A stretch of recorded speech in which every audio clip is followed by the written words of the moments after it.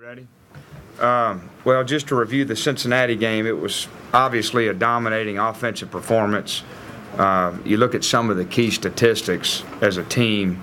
Another game of 10 yards an attempt, throwing the ball, 83% completion when you throw it 41 times. It's a big number. 10 out of 13 on third downs, a big number. 5 of 5 touchdowns in the red area is a big number, and 34 first downs. So it's hard to really say much other than really proud of how those guys played. On defense, it came down to really what I said after the game, the 2 4th-and-1 stops and the goal line stand. But if you look at after they first 2 possessions, they really had us on our heels. They came out in a lot of different formations that we hadn't seen. Our young guys were really struggling to line up, and we didn't tackle well, and it just slowed us down. But to their credit, they settled down, and the next 7 possessions, we held them to 3 points. And so that allowed our offense to sort of pull away and probably broke their spirit a little bit. Can you talk about the 4th-and-1 stops and the goal line stand, just how they played out? Yeah, those were some big plays for us. I think they gave us a lot of confidence, a lot of momentum. We had a great push by the D-line, and we were able to get back. They were able to get back in the backfield and make it a lot easier on myself and the other linebackers, and we were able to make some big-time stops. What about the goal line stand? What do you remember about that? I mean, they had a big play down at the half-inch yard line. I mean, and then they tried to run the quarterback sneak. We were able to stop them. And then they went to the shotgun look, which is kind of what I was hoping they would do because it gives you a little bit more time to react. And we were able to stop them on 2 more downs. Had a good play by Prentice on the 3rd down. So that was big time for us. I think it created a lot of momentum and it gave us a lot of confidence going on in the game. I think Mo was in. I got in on 1, but Marlon made a great play. I know that when they ran that little quarterback sneak, Malik and Corey, I think, may have been in and stuffed it right at the middle, and the quarterback tried to come around the end. Well, Marlon reached over and grabbed him and pulled him back, and if he wouldn't have done that, then he probably would have slid in. And, holding him to 3 points there instead of 7, was big for our defense, gave us more momentum to go out and hold him even less throughout the game. It was just one of them plays where Coach Thompson put me in a great position to make a play, and I think we had a certain call where I slanted it to the inside, and I saw the ball bounce a little bit, so I had a chance to grab him and keep him out of there. It was just one of them plays where you do your job, and the coach put you in the right spot, and he depended on you to do what you got to do. So that was my job to keep him out of there. So I was fortunate enough to be able to do my job. I mean, it was good to see that we did stop it, but even on those, I mean, we made some mistakes that we shouldn't have.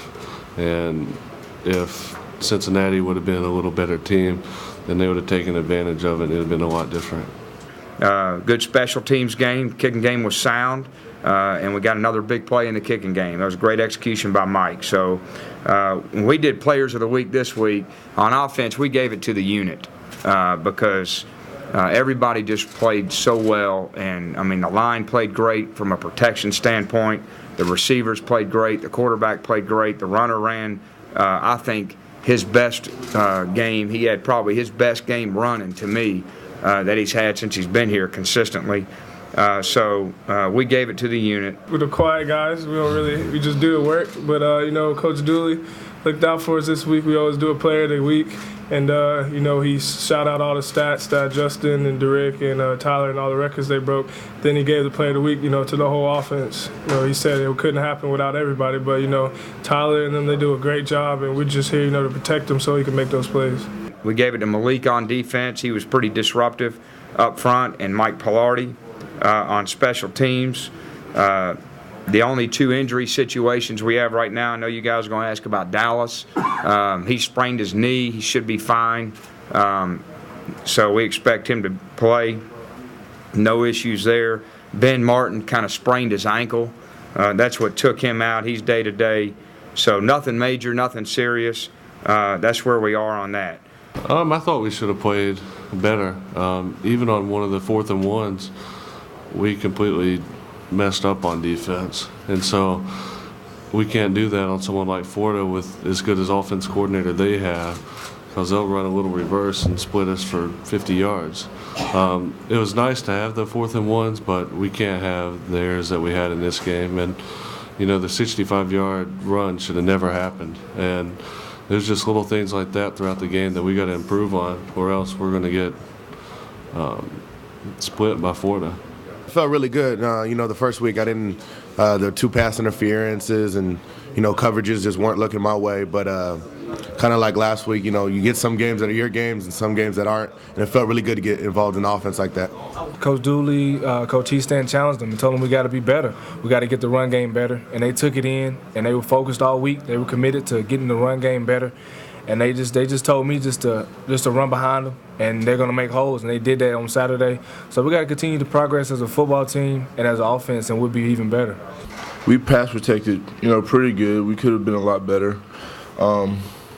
There's a couple leakage sometimes, but we haven't given up any sacks, and that's the big thing. And we just need to continue to protect Bray and give him time, because if we give him time, then he's going to shred anybody that we play. Coach Easton always told us in film, when our 5 guys are on people, this kid behind us, number 8, he's going to make plays. And the people around us, like Justin Hunter and Derrick and Mike Rivera, and we have a lot of playmakers out there. And, we try to put it on our backs, on passes, that if we can leave him untouched, then he's going to make us a play. The way we played last week says a lot, and what we're going to work on this week is just continuing that ebb and flow, of the game, and hopefully we can keep that same intensity.